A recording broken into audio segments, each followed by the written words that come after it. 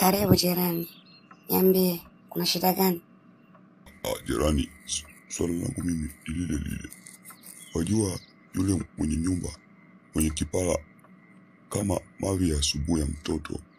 Ule mzee asiyestarabika, mzee mshenzi, ananisumbua sana. Kodi yake imeisha juzi tu, jana ananisumbua kwelikweli. Hivyo nilikuwa naomba hifadhi nilale humu. Unisaidie niwe nalala tu.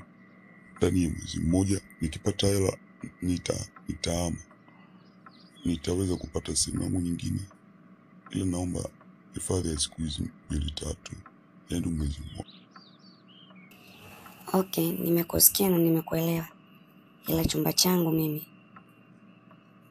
changu ambacho ni cha wageni kipo. Ila ndani hizi siku 2 nitapata mgeni. Sijui kama utaweza kuigiza kuwa kama mume wangu.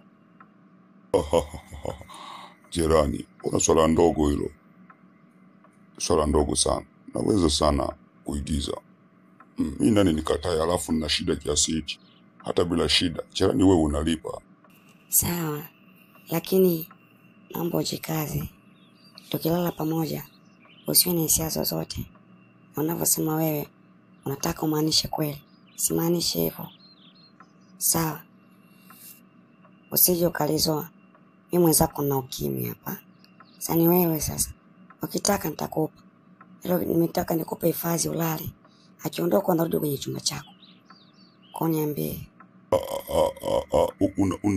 Unasema Niambie upo tayari. Nimekuambia nina ukimwi. Sitaki uje kufa bure. Ukabaki unanilaumu. Wewe kama utashindwa basi utakuwa unalala chini chumbani kwangu. Maana sitaki ulale kwenye sofa wala nini. Na nitajisikia vibaya wakisema kwamba naishi na mtu humu ndani wa kiume alafu nalala chumba kingine. Sitaki watu wanitafsiri vibaya mimi. Kwa hiyo kama umeshindwa, naomba tu uache. Sitakuwa na msaada mwingine juu yako. Jirani, wewe unalitaka cha kuzuka. Mambo gani hayo bwana? Kwa nini silale kwenye sofa bwana?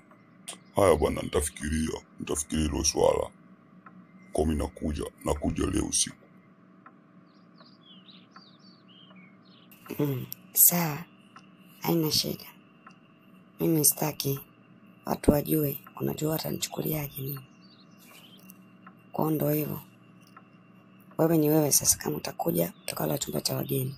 Mgeni wangu akija, unalala chumbani kwangu na kulala chini.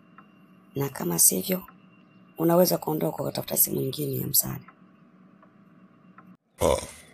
Yule jirani anataka nini nalala ndani mwake afu nalala chini bwana.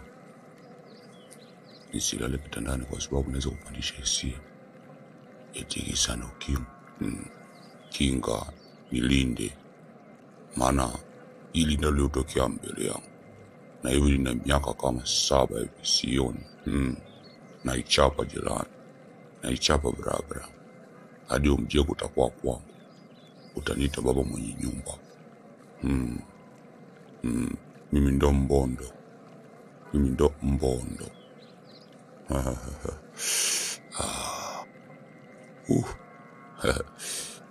Inafurahisha.